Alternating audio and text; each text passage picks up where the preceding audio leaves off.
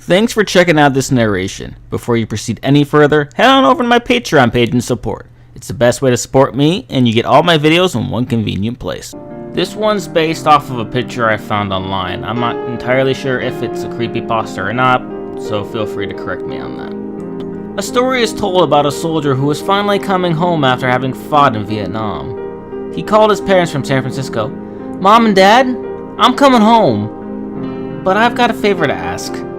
I have a friend I'd like to bring home." "Sure," they replied. "We'd love to meet him." "There's something you should know," the son continued. "He was hurt pretty badly in the fighting. He stepped on a landmine and lost an arm and a leg. He has nowhere else to go, and I want him to come live with us." "I'm sorry to hear that, son. Maybe we can help him find somewhere to live." "No, Mom and Dad, I want him to live with us."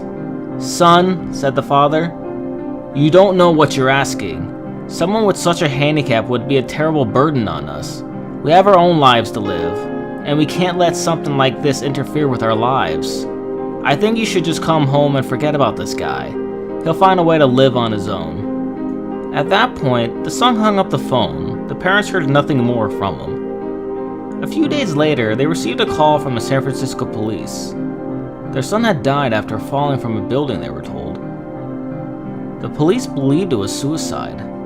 The grief-stricken parents flew to San Francisco and were taken to the city morgue to identify the body of their son.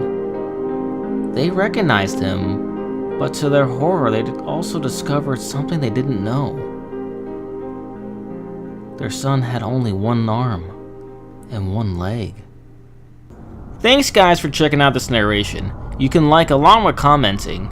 Have you ever heard any stories like this?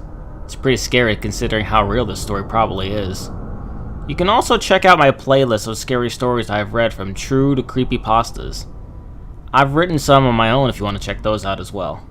If you'd like for me to read any of your stories, true or otherwise, please email me at danscares@gmail.com. Until next time, sleep tight.